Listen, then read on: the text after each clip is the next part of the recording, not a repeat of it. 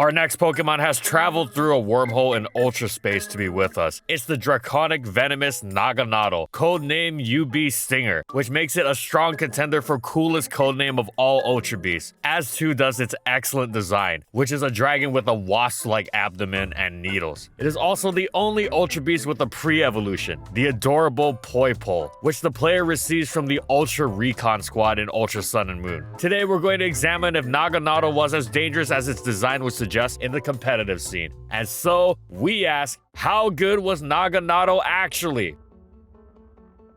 And in this video, we'll be going over these competitive formats. Everyone was instantly terrified as soon as they saw Naganadel's set of offensive tools. Sure, it wasn't going to do much in the way of switching into opposing mons, with its meager base 73 in HP and both defenses, but that was quite forgotten or forgiven when you saw the following. Base 127 special attack, base 121 speed, and Nasty Plot, which were all incredible in service of its vicious dual stab combination of poison and dragon. Fairy types couldn't stifle its immensely powerful Draco Meteor because they were utterly destroyed by Sludge Wave. Said Draco Meteor was even more threatening because it could be both straightened and its special attack dropping even nullified with Dragonium Z, making it easy for Naganadel to grab a KO with it without being forced out by the drop. And what happened when Naganadel got a KO? Its Beast Boost ability was activated and it received a speed boost. It was already one of the fastest threats around, and now it couldn't even be outrun by the few Pokemon naturally faster than it, like Greninja, Tapu Koko, and Mega Alakazam. And since nearly all the tier's choice Scarfers, like Landorus, Tapu Lele, and even the speedy Kartana, were naturally slower than it, they went out the window as answers too. It was pretty much just Scarf, Greninja, and Ditto that could outrun it at +1. But while a great set, Greninja was far more common and generally effective with multiple other sets. None of these faster Pokemon wanted to switch into Naganadel either, so it didn't have a problem forcing in a slower Pokemon and muscle through with Nasty Plot. With this blend of power and speed, Naganadel shredded both offensive and defensive Pokemon alike. Naganadel's poison typing was also excellent defensively because it not only wasn't affected by the ever-oppressive Toxapex's toxic spikes, it actually absorbed them for the benefit of its team, while its toxic immunity also meant it couldn't immediately be put on a timer by seemingly its best answer, Chansey. It could simply Nasty Plot as Chansey switched in, then Nasty Plot again, and if rocks were up, Devastating Drake was favored to knock it out. What's that, you say? The Fairy and Steel Magearna was immune to both Naganadel's stabs, and Steels could take on both moves in general? Sure, but nobody would ever mistake the likes of Magearna or other Steels like Celesteela and Ferrothorn for a Naganadel check, as they were blown to smithereens by Fire Blast. Wait, didn't Heatran take on all 3 moves thanks to Flash Fire? Well, technically yes. Until you realize that Naganadel was so strong, a +2 Devastating Drake had a 50% chance to KO standard offensive Heatran from full health. If Stealth Rock was up, forget it. Could specially defensive Heatran handle it then? Well,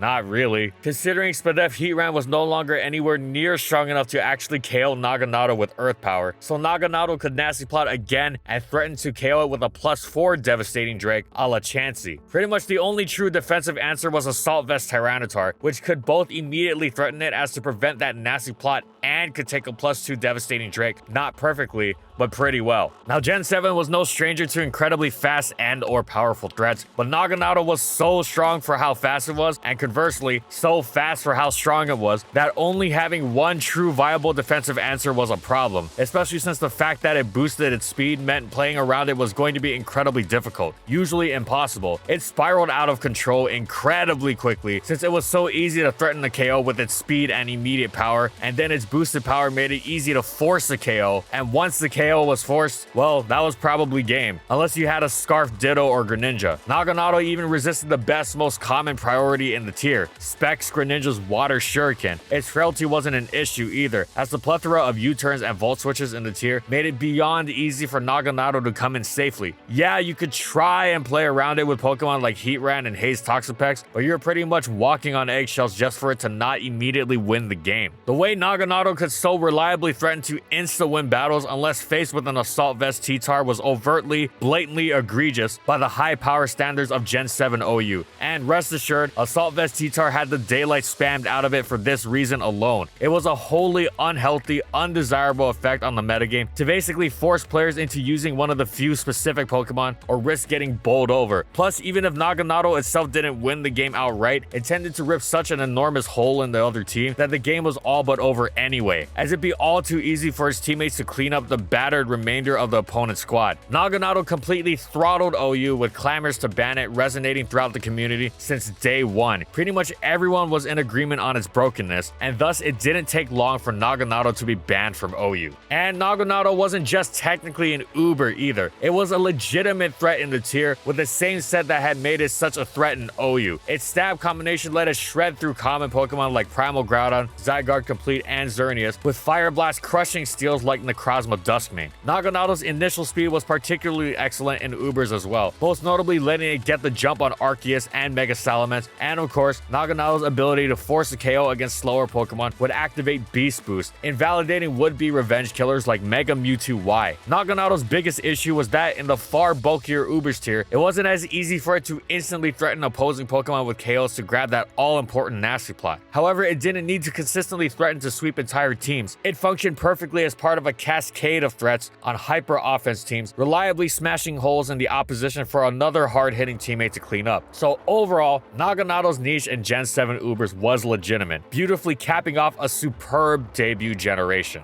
Naganadel was, by and large, an unimpressive non-presence in VGC, but this was not to say it was bad. It was quite decent in and of itself. It was just difficult to fit in on a team, since it didn't offer much in the way of defensive synergy, and its offense, while solid, was not so game-breaking as to warrant its usage, at least not consistently. That said, Naganadel offered a solid role as tailwind support for monstrous wall breakers, which needed help with their speed, like Megas and restricted Pokemon. Naganadel further provided a fast, powerful stab Sludge Bomb to ward off key opposing Pokemon like Tapu Bulu and Tapu Koko. Furthermore, when boosted by Life Orb or Poisonium Z, Sludge Bomb or Venomous Downpour would destroy even the naturally bulky Tapu Lele and Tapu Fini. The problem was that without Focus Sash, Naganadel's frailty was particularly exploitable, most notably thwarting its ability to set up Tailwind against Choice Scarfers, i.e. the point of Tailwind. But its ability to hit the opponent hard was severely hindered without some sort of item boost in such fast-paced games. As such, the give and take in its item slot could be particularly drastic without necessarily providing the returns to make it worthwhile. Still, several players managed to find use for Naganadel's specific talents and use it to success. Naganadel got a decent amount of placements in 2018 thanks to these players on screen,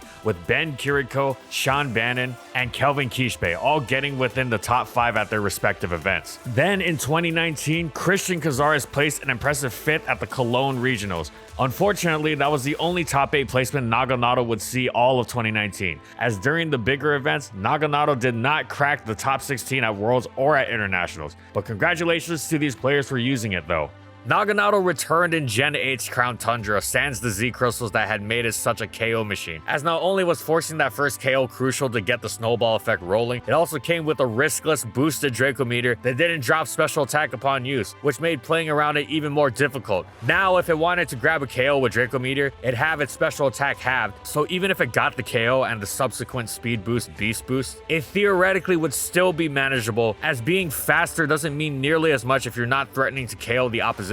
On top of all this, it had to use Life Orb to straighten this up, meaning it had to contend with recoil as well. Surely playing around Naganadel would be far easier now, thought the player base, with their initial expectations underwhelming. Expectations which Naganadel wasted no time in proving hilariously incorrect. It was still an absolute monster. Yeah, it could no longer break through Heatran as instantly and reliably without Dragonium Z, but it sure destroyed everything else exactly like it had in the previous generation. Naganadel found opportunities to switch in and force something out even more easily with how common and effective switch moves were. Not just U-turn and Volt Switch, by the way, and not even those two supported by heavy duty boosts to ensure the hazards couldn't punish their use, but also a buff teleport with negative priority to ensure Naganadel wouldn't take a hit switching in and thus hit the field even more safely. Once Naganadel was staring down something it forced out with the threat of death, the opponent had the same familiar quandary. Faster Pokemon didn't want to switch in and slower Pokemon got muscled through, and once the slower Pokemon was muscle through, Naganadel got a speed boost, and the faster Pokemon would be faster no more. Additionally, the Life Orb, which everyone thought would impede its threat level, actually helped make it more terrifying. Whereas Dragonium Z only powered up Draco Meteor, Life Orb powered up all 3 of Draco Meteor, Sludge Wave, and Fire Blast, allowing it to hit far more Pokemon for enormous damage without necessarily needing a Nasty Plot boost. Speaking of Nasty Plot, its boost allowed Naganadel to use a massively strong Draco Meteor without necessarily being forced out after, since even at +0, it hit incredibly hard and it almost surely be doing so after grabbing a KO, or at the very least, leaving something severely battered from the power of a +2 Life Orb Meteor. Essentially, the drawback was not at all difficult to play around and easily outweighed by the many outstanding benefits Naganadel was bringing to the table. As for the Heatran conundrum, well, Naganadel had a reason to mix up its moveset for the first time, as it had gained spikes in Generation 8. Now it could support itself, weakening its checks like Heatran and Chansey, as well as generally helping its team out by grabbing a lair on one of the many switches it forced. This ensured to be useful even if itself was walled. This complicated answering Naganadel even further than the fragile dance it already forced opponents into, at least before you knew what you were up against, but now it had a new excellent method of messing with you. Even if it hadn't gained spikes though, it would have been overbearing solely off the strength of its Nasty Plot set, which was similarly oppressive. Scarf Diddle usage was through the roof in a desperate effort to keep it from bowling over everything in its path. Naganadel was so ridiculously overwhelming, however, that it was quick banned from OU for the 2nd straight generation, except this time it got the axe even faster and in a generation where it was supposedly weaker at that. Sadly, Naganadel's Uber's niche completely disappeared in Generation 8 on account of a Pokemon called Eternatus. Naganadel was decently threatening in its own right, but using it over Eternatus was somewhat akin to using Totodile instead of Suicune. Okay, perhaps not that extreme, but the essential idea remains. It was just completely, thoroughly outclassed. Still, being outclassed by one of the 3 best Pokemon in Ubers is hardly shameful, and had it not been for Eternatus' presence, Naganadel probably would have been quite decent. So all in all, it was another successful generation for Naganadel.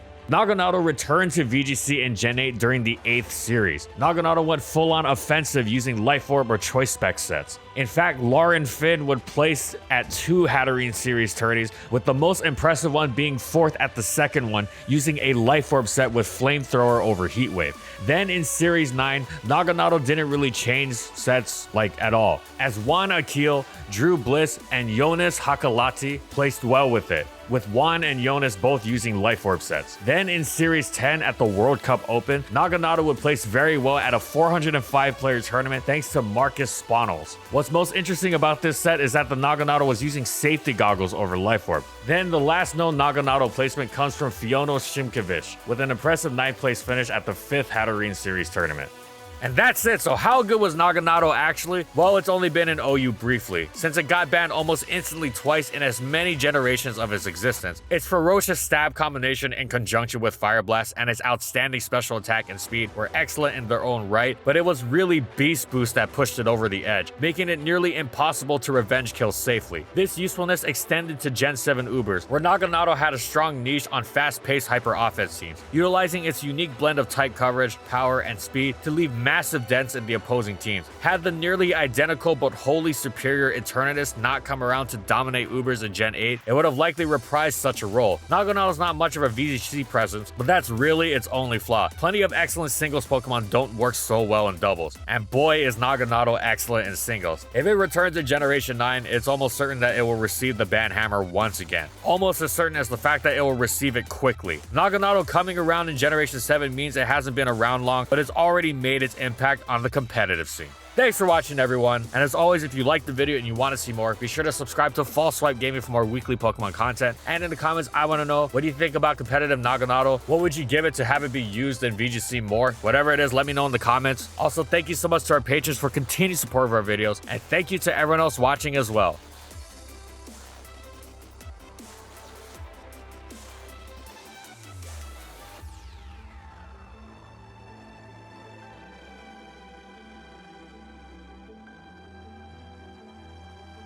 And follow my crew on these social media platforms. And that's all I got. See you next time, everyone.